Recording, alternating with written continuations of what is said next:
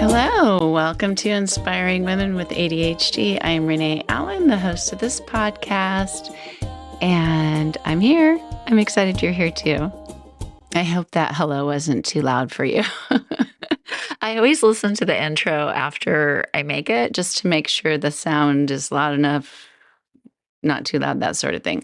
It's usually too soft. It gets reset somehow, but that was a little excited. So it might have sounded even louder than it needed to, but the rest sounded fine. So I just left it. But anyway, I am excited to be talking to you today.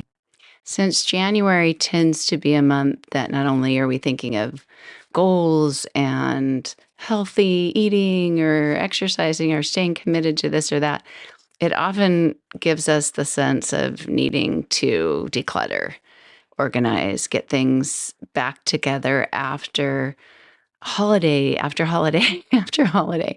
And especially if you have people come visit during the holidays or you travel, there's a sense of just needing to get back to normal, but then looking at what you've brought in, what you might need to get rid of, and think about organizing.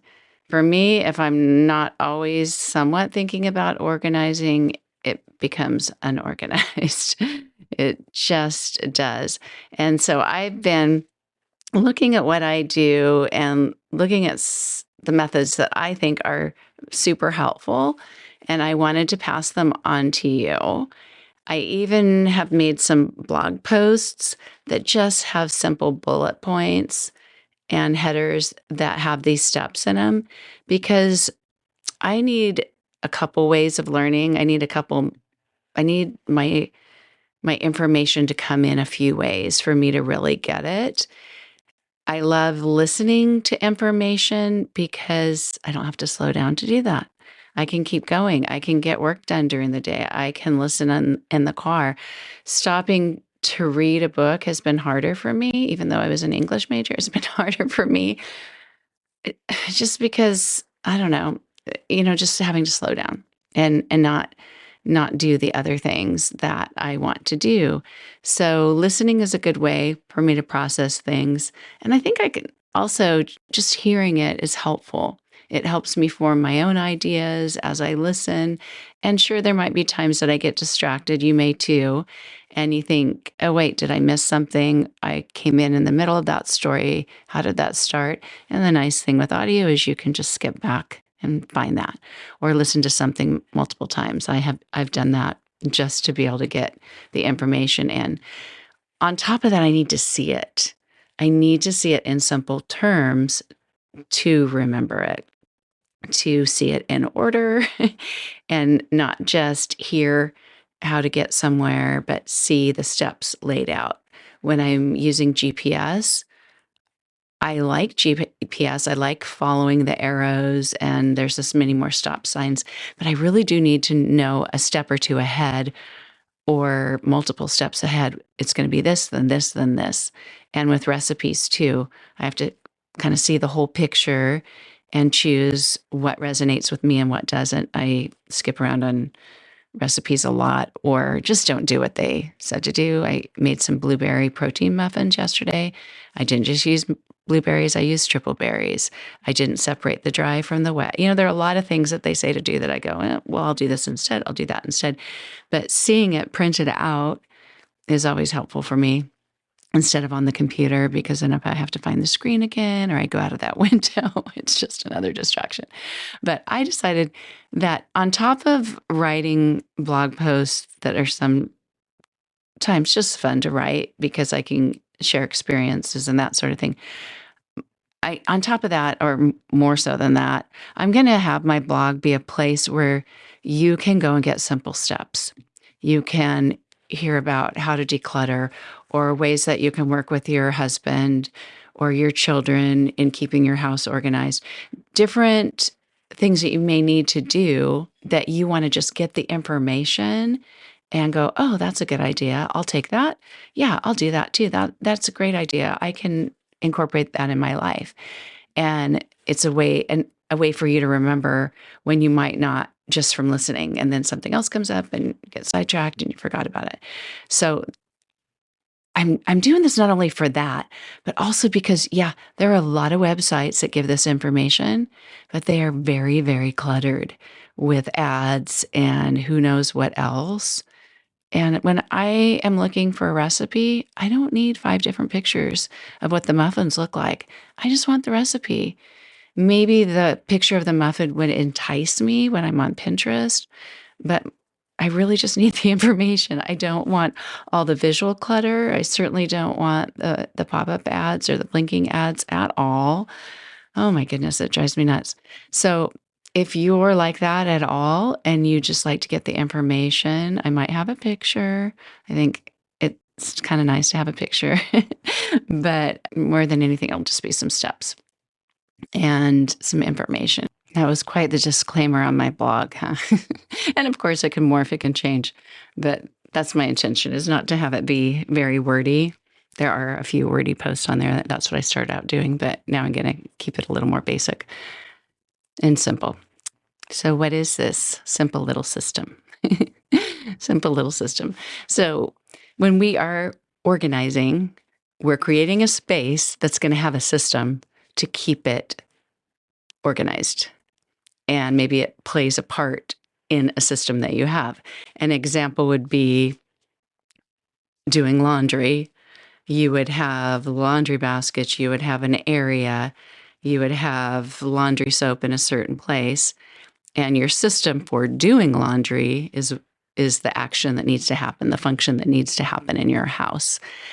But there may also be a system to organize that area and decide, do I need all these different kinds of laundry soap? Do I want them in this cabinet? Do I want them here? So evaluating where things are going to be is part of the system of functioning. But actually organizing an area, maybe a laundry room doesn't take as much effort to organize. Actually doing the laundry does. But organizing a closet, a huge endeavor. It can be a huge endeavor. Organizing where you put all your holiday, your Christmas decorations, if you do fall decorations, Hobby Lobby and and Home Goods tells us that everyone does. A lot of people buy those things, and I do too. But having a place for these things where it's easy to get them out, easy to put them away, easy-ish, but you also have room for the things in your home that you use all the time. There's a lot of evaluating and deciding what's a good location for the items that I have in my home. And if your toothbrush is close to where you brush your teeth, that is very logical, and we tend to do that. But sometimes we don't do that. We might have Christmas decorations in the home taking up space in the linen closet when you only get that out once a year. So maybe you move it to the attic, but maybe it's such a hassle to get them down from the attic. It takes you days to get them all down. You don't like that either. So evaluating the space and the function of that space and the location of where you put your things is really important. When you go to clean out a closet, look at what's in there and decide. So I'm just going to do all this talking about a closet. But look at that closet and decide, are those the best things to have in there? If it's our clothing closet, then we usually want our clothes in our closet. But if you don't have room for blankets and you might have extra blankets in your closet, that might be nice to have them there. If they're blankets that you use on top of your bed when you're watching TV, if you have a TV in your room and you want an extra blanket just to cuddle up with the kids without messing up your bed, you evaluate, what's the purpose for the things that I have in here? Should I move them somewhere else? Or should I get rid of things? So you evaluate the space and you remove anything not needed. Doesn't mean you have to remove things for good, but it can mean that. You can create more space by decluttering, by getting rid of things, or by relocating them. Decluttering can be challenging, but just having a container for each thing that you're going to get rid of, that would be your decluttering, deciding it doesn't need to be in my home, in my life anymore. You can have bags that are the same size. It's usually nice if you have things that are simple to see, and if they're the same size, 3 boxes, maybe they're Amazon boxes or something that are the same size, or trash bags, or I like brown paper bags a lot because they stand up straight and they're pretty simple to just kind of set up. One for throwing away, one for taking to the thrift store, one for giving to my daughter-in-law and seeing if she wants any of these clothes, that kind of thing. You can set up your decluttering containers, and you can have a container, maybe it's a clear bin or box to take to a different room. If you're going to move the blankets to a different room or to a different closet, then put those in that and know that that's what it is. You can label these things too with Post-it notes, stickers, just write on the bags with a Sharpie if you want.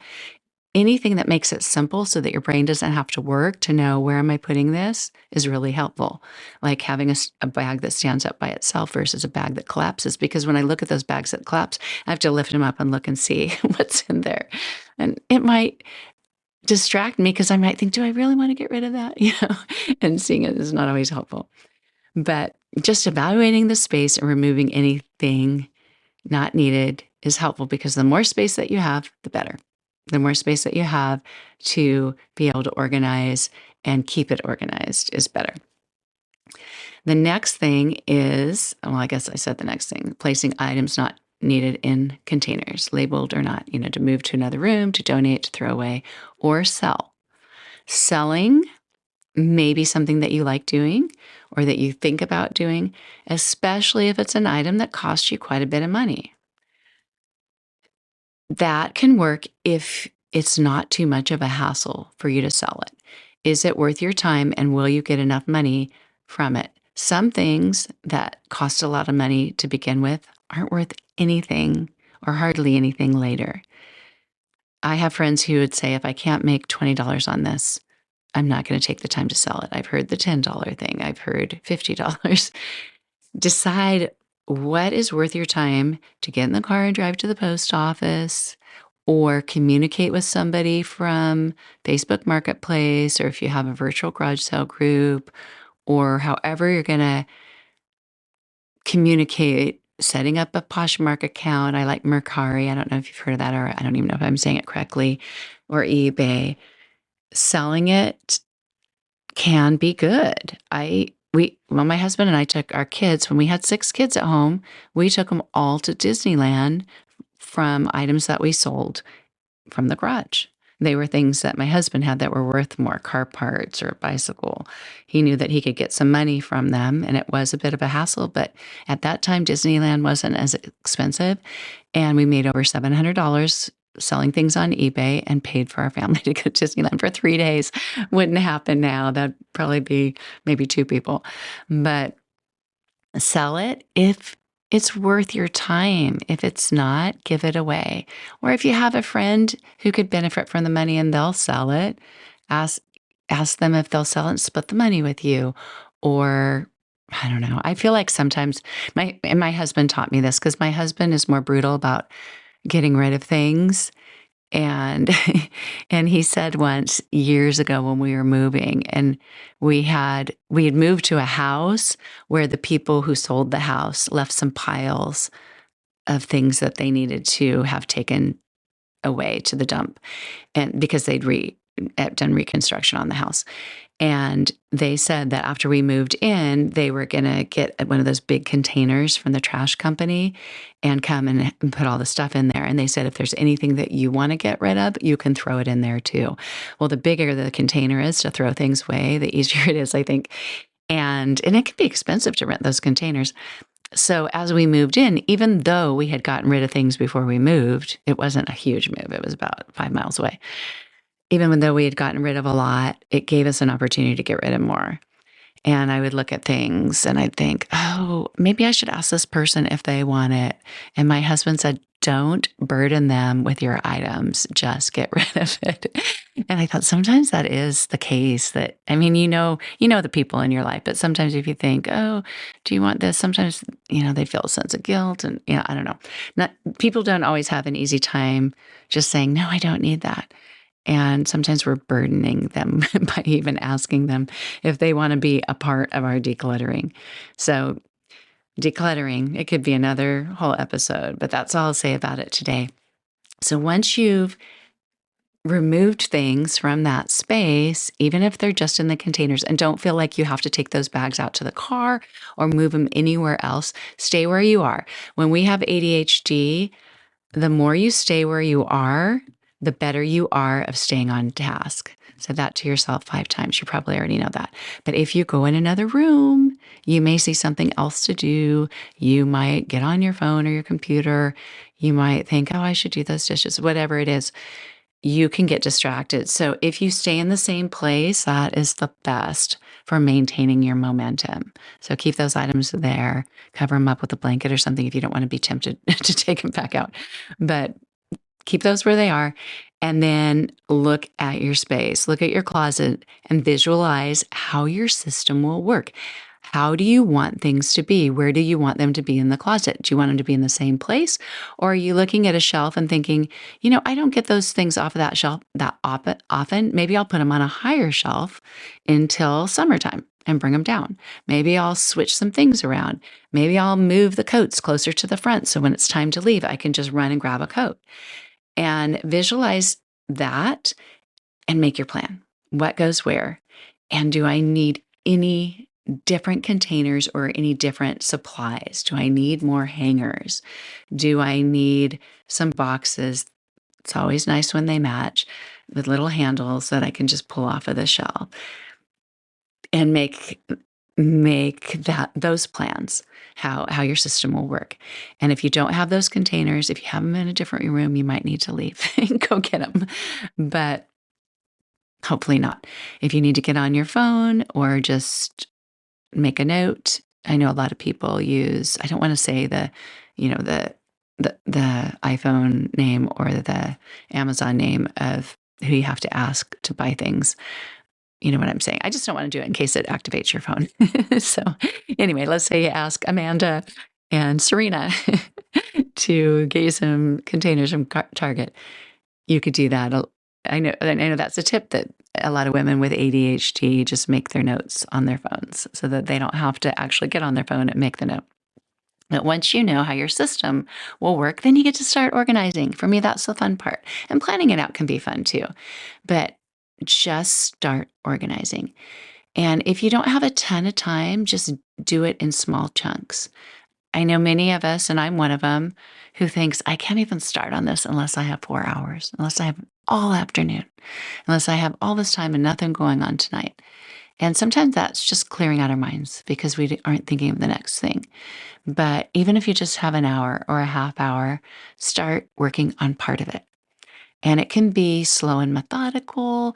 You can clear out some space and clean it with a cloth. You can dust as you go or wash off the shelf.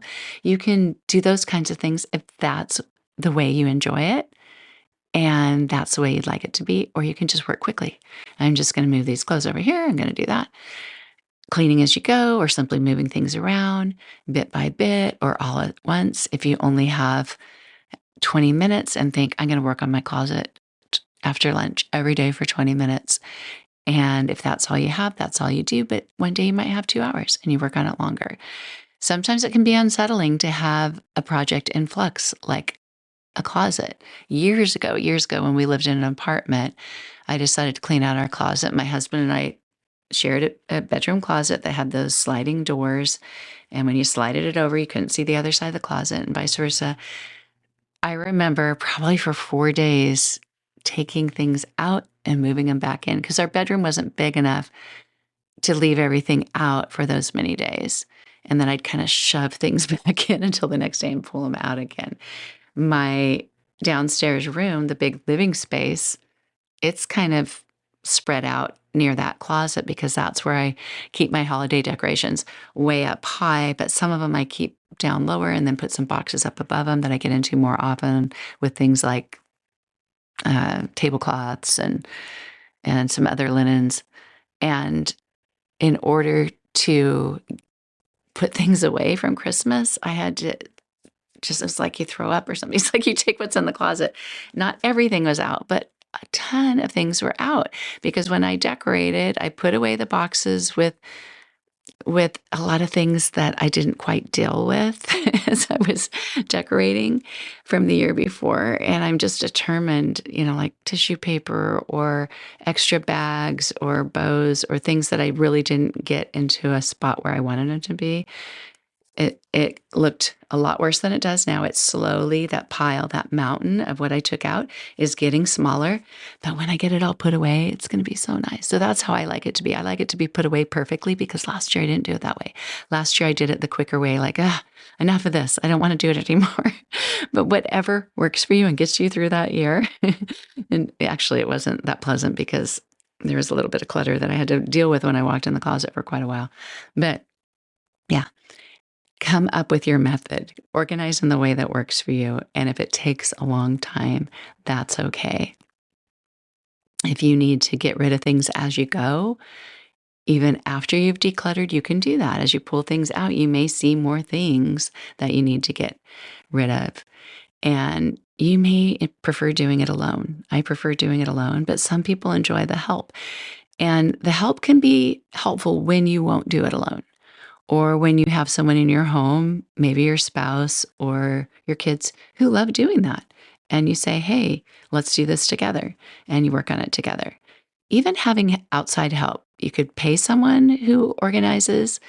There are professional organizers, or you may have friends that love to do that. My friend and I actually used to tell people, we love cleaning out closets. If you want us to come over, we'll help you. Because back then I loved it. I think I still do love it, but that's not how I want to spend my time anymore, volunteering to do that for other people. But there are people who enjoy doing that and wouldn't mind helping you. Or you could even set up a co-op group. I've mentioned this before, that I used to have a group of friends. There were, I think, 4 or 5 of us. And every Wednesday we would go to one of our houses and do whatever project that person needed for 3 hours. We'd show up at 9 and leave at noon. And sometimes it was cleaning out a closet. One time they cleaned out my pantry. And I'll tell you, when you have something that's so overwhelming that you can't face it because it's going to take a lot of time and you just don't have the motivation or the time to do it, and you don't want it to be in a disarray for a long time, having that kind of help is amazing. And I would walk in there day after that and just smile, thinking of these fabulous friends who helped me. And then I went to their house and helped them paint a room or clean out their clothes closet. We did a lot of things. And our rule was, we will never judge what state it's in. There's no judgment. There's no telling anybody else because we're in the same boat. We end up in that same boat. So having help can be great. Or if you prefer to work alone, that can be great too. Because for me, working alone is fabulous because you don't have any distractions. But there are some things that are harder to face, and we're all different. It might be easy for my friend to paint a dresser that I wanted to paint and sand it off, where to me, it's just like, I want to do that, but I can't do that. And so some things are easier for other people. And also, they're not affected emotionally by your clutter. So they can make, quicker decisions and just say, should you get rid of this? You should get rid of this, huh? And you kind of go, yeah, I guess I should. But yeah, there's always an emotional aspect to getting rid of things. At least there are, more so for some people than others. But after you've organized and you've gotten that closet the way that you want it to be, you're so excited. You might have a pile of things to deal with, the things to take out to the car, the things, those would be the things that you're going to take to the thrift store, put them by the back door or the garage if you get space in your garage. I've told you before, I don't get space in the garage for things like that, but they're by the door to the garage. And you've taken things out of that space. Now you're looking at it and you need to know what is needed to maintain that system. Because if you don't keep it up, it's not going to stay that way. You need to put things away in their spot. They say everything has a home and you put it in that home.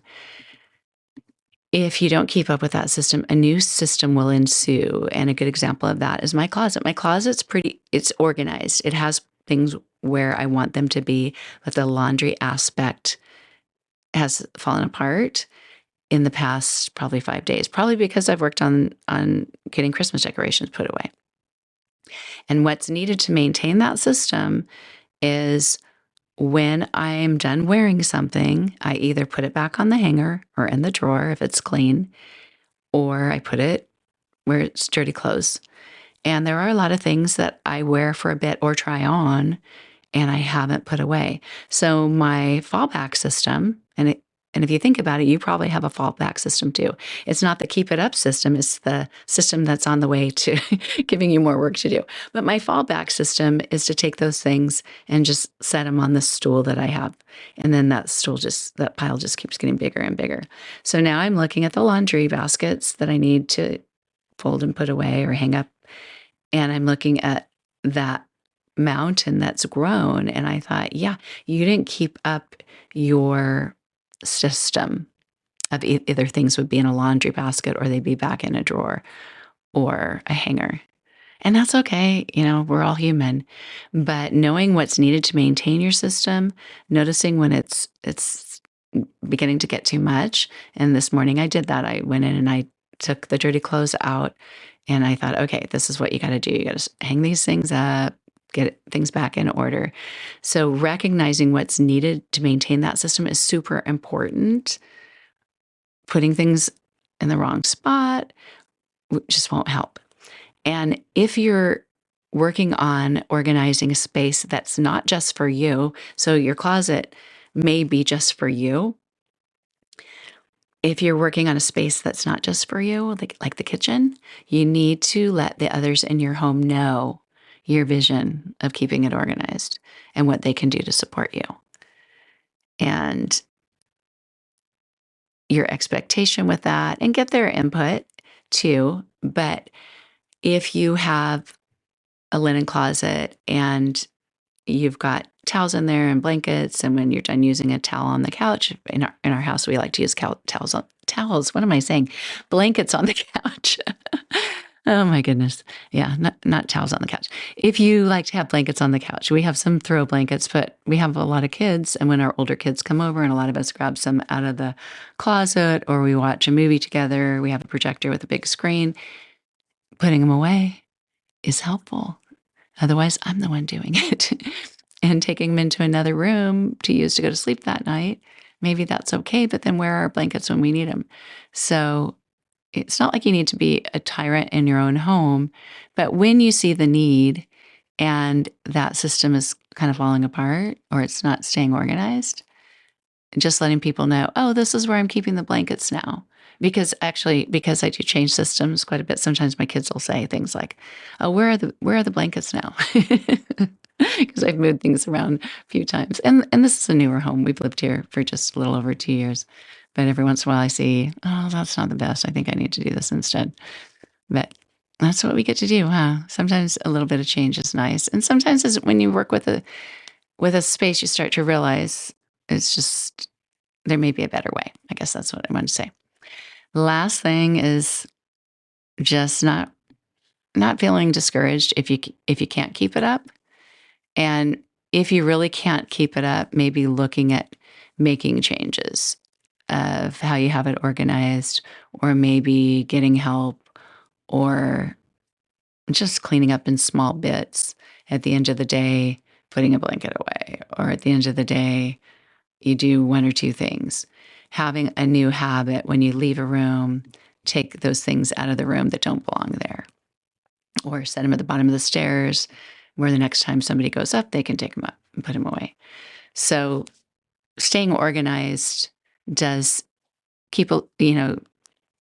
require a little bit of work. And maybe it might feel like a lot of work, but it's not as much work as overhauling it. Having to start over or hang up 20 things instead of one takes a lot more time and a lot more energy. And if you struggle with getting going on really big tasks, like cleaning something up that's gotten way out of hand, it's a lot more challenging just to be able to keep up with the other things in your life, or take time for yourself when there's just so many things to do. So if you can keep up with an organized space, it's a lot more manageable than letting it go and starting over again, or having to do, like I said, the big overhaul or the big cleanup. Yep, yep, yep, yep. Life is full of challenges, isn't it? But I really love organizing. I don't know if you do. I think it's really fun. And I especially love it when I have a TV show or a podcast in my ear, audiobook, something, or sometimes I bring my laptop in with me and watch a show while I do it. It's just that turning off the brain, although I guess technically it's stimulating the brain so that I'm able to do it. But I hope this is helpful for you. I hope there's something that I've said that might help motivate you or just help it be clear in your mind, even if you have slightly different steps than I do. Even like I do with recipes, if you decided I'm not just using blueberries, I'm using the triple berry blend for my muffins. I'm not just using 1 cup of berries, I'm using 2.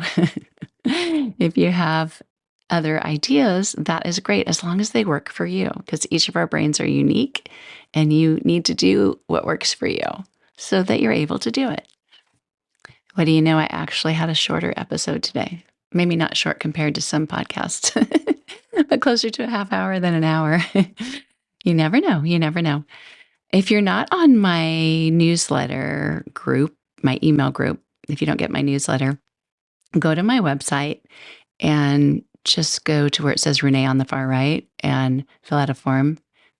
That won't get you to my newsletter. That'll just send a note to me and I can add you. There's another way and I can't even think of it. There probably is a spot on my website that says want to join my newsletter. I don't know. If you click on any of my free things that I have, that can help you get on my newsletter too. But I love sharing tips in my newsletter, and it's slightly a different format than my blog and the podcast. But today I talked a lot about things that we dread and that may be simple for other people, like just going to the grocery store or taking a shower or brushing your teeth, or who knows, there are a lot of them. I'll save that for next week. I'm going to make an episode about that next week.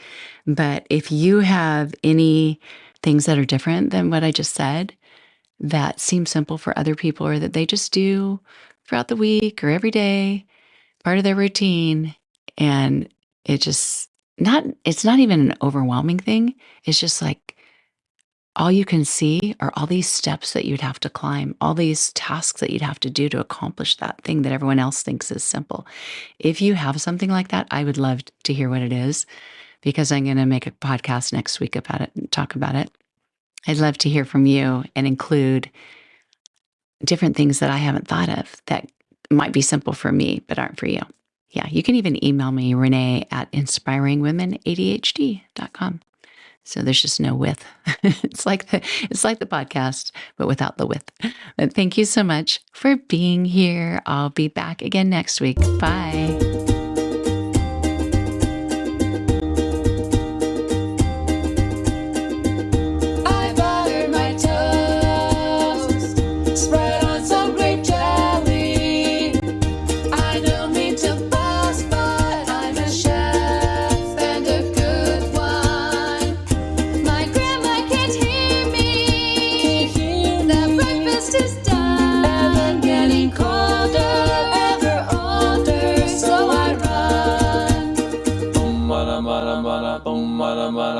Open windows, broken shadows. Frozen dreams are left for tomorrow. Without a cause, no time for a pause.